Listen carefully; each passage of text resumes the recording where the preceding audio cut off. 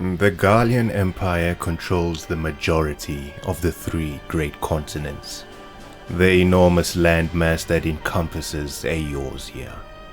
Until some 50 years ago, Garlemald was a remote and sparsely populated nation, which held little more than a fraction of the northern continent of Ilzabad.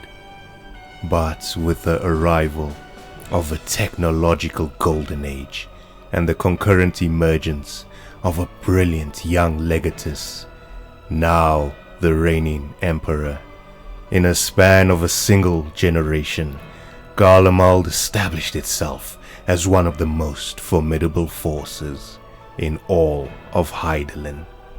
Garlemald is unsurpassed in the field of magitech, a technology which it exploits with devastating effectiveness in warfare.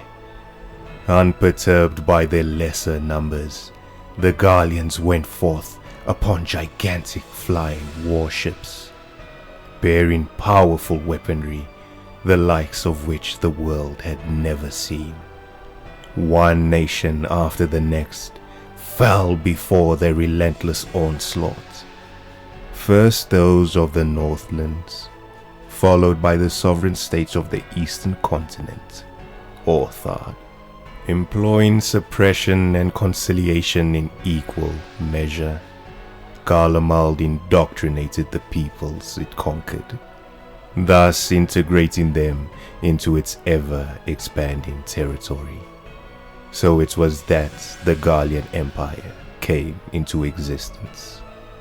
In the year 1557 of the 6th Astral Era, a mere 36 years from the Empire's founding, the Garleans brought their campaign of conquest to Eorzea, swiftly bringing the city-state of Alamigo to its knees. Yet following the subjugation of Alamigo, the Empire suddenly ceased its aggressive expansion. For more than a decade, the continent of Aldenard knew relative peace. In the year 1572, however, the Garlean army once again began its inexorable advance.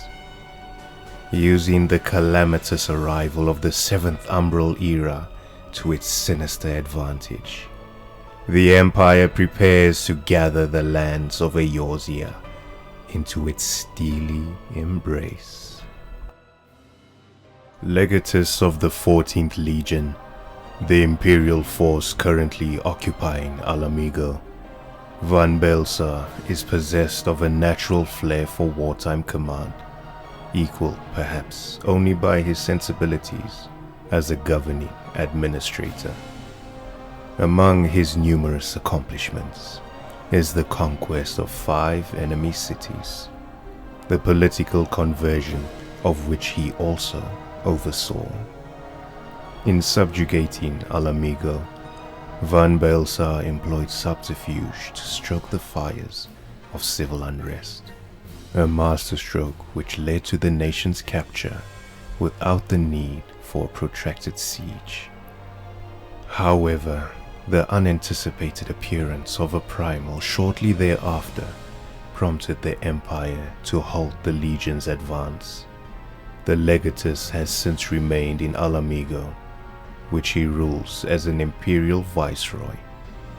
The Black Wolf Gaius van Baelsar.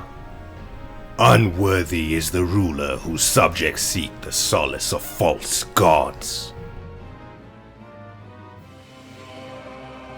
Legatus of the 7th Legion, presently dispatched to the Western Front.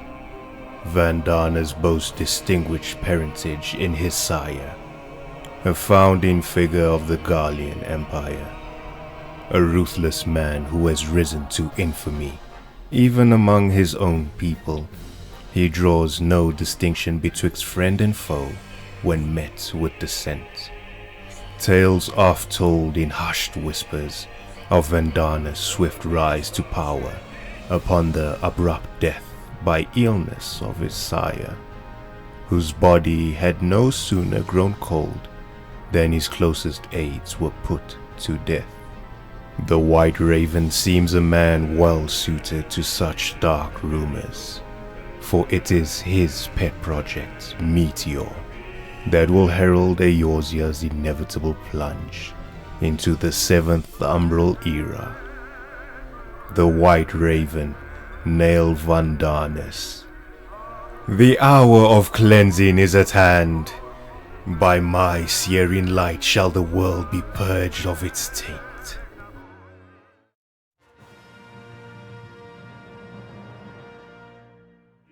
Born of a distinguished lineage in the Garlean Republic, Solus Galvus began his military career at a young age.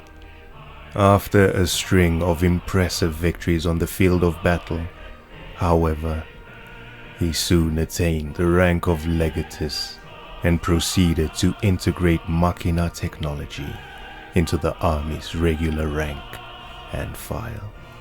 With a single-minded determination, Galvus transformed his fledgling nation into a formidable military power. His actions garnered the undivided support of the citizenry and catapulted him into the position of dictator, supreme commander of Garlemald. In the years that followed, Garlean forces conquered all the lands of the north and hammered them into a single entity. Galvus then instituted an imperial regime to govern their territories, conferring upon himself the title of emperor. The eastern nations were the first to feel the newborn empire's mighty fist. It was during this campaign that the emperor witnessed firsthand the destruction wrought by the primals, an experience that led to an imperial mandate for their annihilation. Now an old man of more than 80 winters, Galvus yet rules as emperor, but court rumors speak of frail health and frequent illness. The first emperor of Garlemald, his radiance, Solus Galvus. No lands must remain beyond our grasp. Go forth, conquer, rule.